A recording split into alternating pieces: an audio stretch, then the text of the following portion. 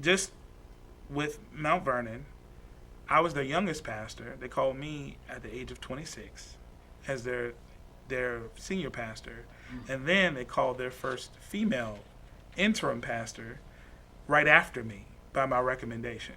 And so this is, at one point this church was very traditional and everything like that, and just to see the amount of growth during that time was immense. And so they're in phenomenal hands, and being at Metropolitan, we have been able to continue to keep our relationships healthy in Richmond while also looking forward, because we're not looking back, because we recognize that we have to move forward to whatever God has for us to do here in Memphis.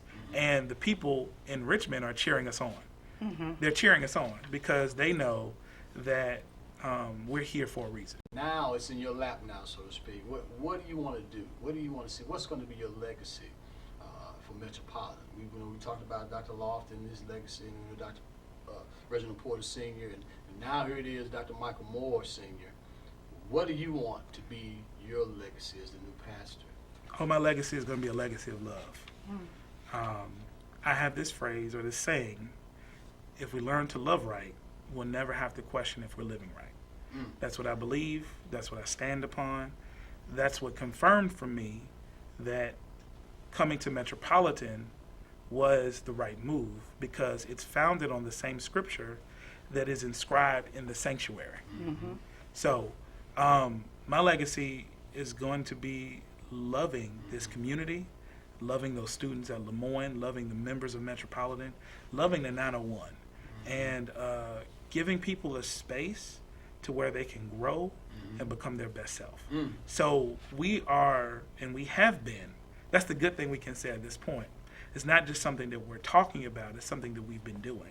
And what I love about the Metropolitan Church is that we have people who work. They work. In the church, a lot of times you'll find members who know how to talk, but the members of Metropolitan work. Roll up the sleeve. Yeah, they get the work done, and they don't mind doing it. They can catch the vision, they can pull it together, they can make it happen. But also, you have just such a great spirit in the church, where one of the things that I can say is that this church truly believes in the motto, extra effort wins. And not only that, we believe in doing things in the spirit of excellence. And that's what I just absolutely love, right? For me, there's so many things in me that, as far as in ministry, I'd like to accomplish. But ultimately, it's grounded in wanting to make people's lives better. I don't believe that we should be talking about heaven if people are living in hell and we're doing nothing to change it. So we have to change the hell that people are living in, and we are divinely placed, divinely positioned, right, in South Memphis, in one of the poorest neighborhoods in the state, right? And, right next door to a place that is shaping young minds, right, in a community that has historic roots, divinely positioned as a historic church to make great change, not only in our neighborhood, but also in our city. So we have the experience, we have the resources, we have, the faith, we have the disposition, all these things to move forward. And the thing I love about Metropolitan and the history of the church is that the church has been exposed to doing great things before. That, for me, says I don't have to reorient you to doing great work. You've already done it. You already have a legacy of members who've done great things. Now we can partner together. And that was my prayer to God. My prayer to God was, Lord, send me somewhere where I can partner with the people. And Metropolitan is that church. Being a young pastor, young minister, angel of the house, talk to me about the respect of the members towards a young man. And when you've talked about the historical legacy of the Dr. Loftons of the world, that kind of thing, and you coming in that seat at such a young age, are you getting the respect? Metropolitan has a historical respect for the pastor, has a historical respect. The thing that I think has defined my ministry thus far is how we've been fortunate, and I don't want to say I, because along with our leaders, we've been fortunate in leading our church through this pandemic. So if there were any skeptics or people who were questioning my leadership abilities or gifts, they're like, nope, that's out the window. So you guys back in person now? So we're not back in person. Okay. We're still worshiping virtually. But during this time, the Lord has just blessed us. We've still been able to implement new ministry opportunities. Mm-hmm. We've had people join virtually. We've had increased engagement. Consistent? Beyond consistent. Wow. We've been able to do community work. We've invested into organizations like Knowledge Quest. We've done community feedings. Mm-hmm. We have been able to step up and do what we've been called to do in this season. And not only have we been able to do that, but we're also preparing ourselves for the future. So COVID didn't stop us. Mm-hmm. We were able to transcend what was going on. I have members who are logging on to Zoom and Uber conference from Sunday school to everything else. And I mean, we have been able to transcend. And what I like about this time is that we haven't tried to bite off more than what we can chew. We want to do it well. I heard somewhere Thursdays don't mess with you on Thursday. Leave me alone. Leave me alone. That's right. Don't do it. Don't even come in. So that's him. I'm working. That's him. That's not me. No, that's you gotta be. You gotta put a little consent to this thing. So talk to us about this Thursday. So Thursdays and Fridays are my days off. Okay. So my days off used to be Mondays and Thursdays at my last church, but we have a lot of our meetings on Mondays. Yeah. So I normally have a sermon writing day, and then I have a day with family or to do whatever I want to do. I have several girlfriends that we get on a call every Friday or so, just to be sane and laugh about certain things. I love a good book. I love curling up to a good book. I like cruises. I like to travel. I like spending time with my husband. I understand you guys are members of the Divine Nine. Yeah. You Alpha Kappa Alpha That's Sorority right. Incorporated. Yes. Part on that. Incorporated. That's right. Put it on there. Will there be some of your friends that you talk to? Yes, still? absolutely. Still? And I sorors? still stay in touch with my line sisters, and I have other sorors that I stay in touch with as well. So every now and then I did. Gamma Kappa chapter. Gamma Kappa. Shout out to Gamma Kappa chapter at out. Tuskegee University all day long. I know y'all That's strong right. on that age. That's right. Fall 97. That's right. Yeah, I'm telling my age, but that's all I'm gonna tell you. I'm not gonna tell you nothing else. We get out of here for this thing over there. Pink and green, That's so right. distinguishing. So you get with your friends, there's some sorors probably included in on that chat. You know, they talk about the good old days. What That's you doing right. now, girl, what you doing now? What's this, that, and the other?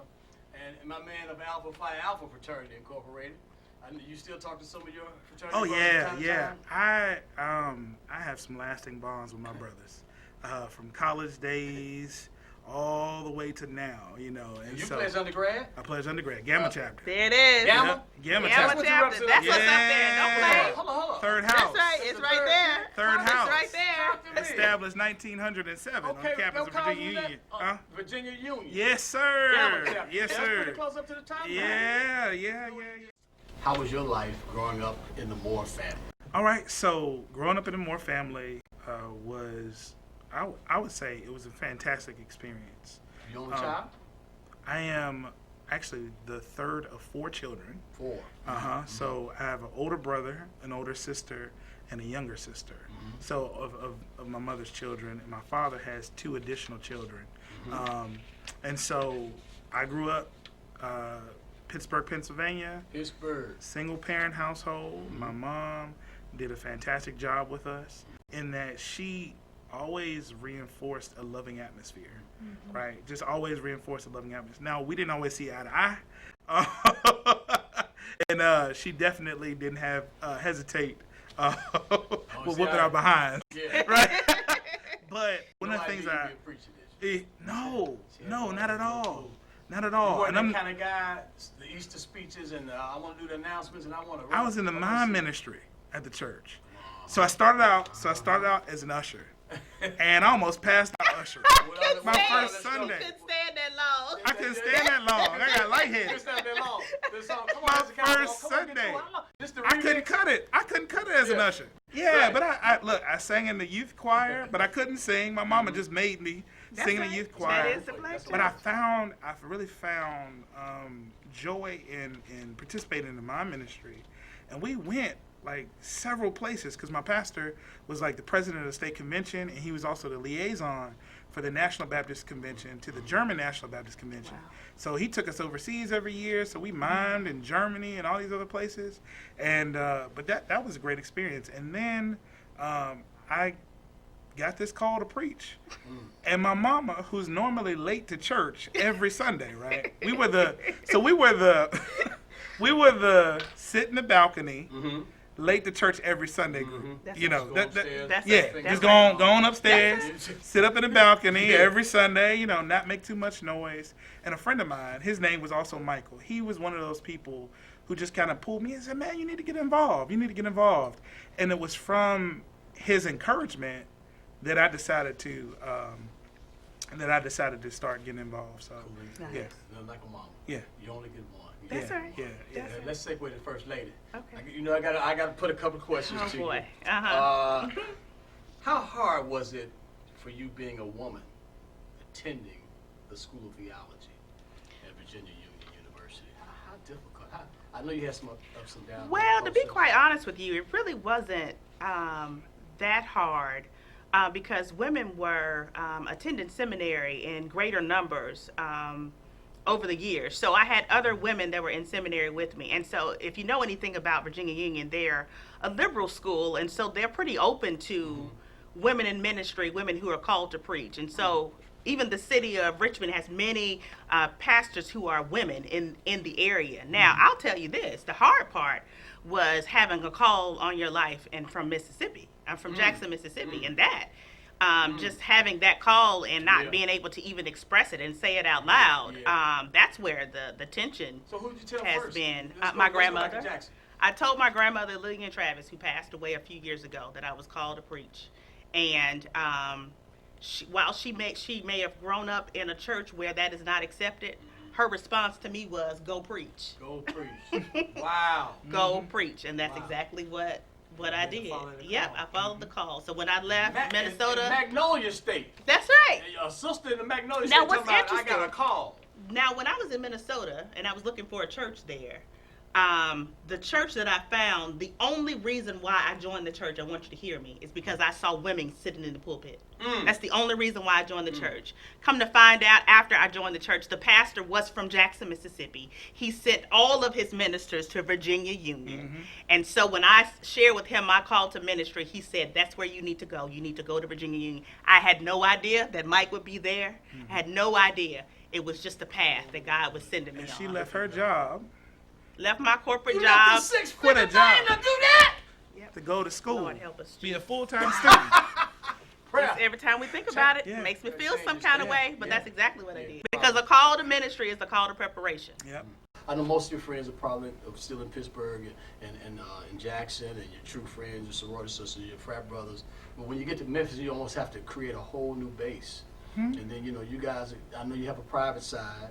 You have a private side, personal side, but when how do you warm up to people?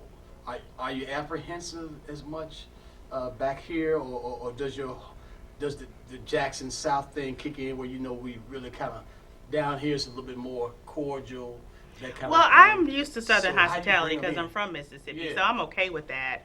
I think in the same way you build any relationship, it takes time. And I still believe, I think Maya Angelou said that when somebody shows you who they are the first time, it's okay to believe them. Yeah. And so I think it takes time. I think it's building a network, right? And so that's some of the things that I'm trying to do, build a network here at Memphis Theological Seminary and even in the community. And I think you make friends the same way you always make friends. You show yourself friendly. And then you allow the relationship to blossom organically. Don't let it. I'm not trying to force it. And so over time, you get to see who people are, just like people will get to see who I am. I'm pretty straightforward and down to earth, and I strive to be authentic in everything that I say and do. And so what you see usually is what you get on most days. And so I think it just takes a while, and I'm building friendships with some of the ladies at the church who are also part of the sorority I'm in, but also they're members of the church, and so I'm building relationships with them. I'm building relationships with people at MTS and in the community, and so I think it's just going to take a while to build that new base, so to speak. And Pastor, you got some friends you've come to know, or I guess you made friends since you've been down here in Memphis, or just your pastor buddy, so to speak, or you still kind of rely on the guys from back in Pittsburgh and your friends there? I know it's. I'm smirking because my wife probably is talking trash in her mind, and she's probably gonna say he don't have problems making friends. That's right. Gravitate to 'em. That's what she's gonna say. I am going to sit here quietly and let him answer this question. They love your husband. They love that man right there. Yeah. I love It's to true. him. See that? Yes. Yes. No, so No. Yes. Yes. Yeah. No, so I think being here, my first priority is love my people. And so the first Sunday I told them, I'm going to love the hell out of you. Right. From the pulpit. Yeah, Now I'm going to love the hell out of you. That's right. You know, Love the hell and out so of you, my first priority really being here is the work that we're called to do, just because I enjoy it. Yeah. And I love building relationships in the church and outside of the church. You know, friendships, I'm pretty much, I got that, kind of on lock as far as close personal friendships, those long lasting friendships, that people in your life that you have that aren't going anywhere. But I'm typically a person that shows myself to be friendly, and I try not to say anything that I'm not comfortable being broadcast all over the world. Right. So if I say something, I mean it. And if I say it to you, I don't mind saying it to 10,000 people. And so I try to be intentional about the words that I use, because I know, especially as a pastor, especially being in a position of authority, people try to play games, right? And so I like to oftentimes play dumb, because people don't work as hard to fool you. So I get a lot accomplished with a smile on my face. And so I think that helps. And oftentimes I just ask the Lord to just show me. Lord, just you go ahead, because what I may think may not be what actually it is the true case. And so I've asked the Lord several times, Lord, just show me who's meant to be here, who's not. And the Lord has, and so, and I believe the Lord, very discerning. So up close and personal with the Moores. Dr. Michael L.W. Moore, That's Senior. That's it. Yeah, first duty of love is to listen. Yeah, there you go. There you go. First Lady Christy Moore, Dr. That's right. Moore, That's right. you earned it, you deserved it. We're proud of your accomplishments and achievements. I always say accomplishments are getting something done. Achievements are getting something done right. You guys have gotten it done right since you've been here. You're 10 months, and I hope that you'll be able to stay for a long, long time, because the people need you. Memphis needs you. 901. 901. As you mentioned, needs you. Yeah. We appreciate this time. I can tell that you're sincere about what you do. This work is serious. It was Dr. Marion Wright Edelman who said it best. She said, "Service is the rent we pay for living." And that's something we should do in our spare time. So you guys roll up your sleeves. As you said, you got workers. You got everybody at the Met behind you, and they're not afraid to work. Yeah, You know what the Bible says about slothfulness. So thank goodness you came in with people who are willing to work. I'm fortunate. Amen. That's it. So keep laboring. Keep a smile on your face as you all do everywhere you go. The Bible says, for my heart rejoiceth in all my labor. Ecclesiastes 2:10. And you're taking that with you where you go. We've had a conversation with the Moores. Dr. Moore, First Lady Christy Moore, thank you so much for your time. We're going to let Memphis know that you guys are here. You're here to work. You're here to stay, and you want to love on them. Love the hell out of them. That's it. right. That's it. That's it. That's right.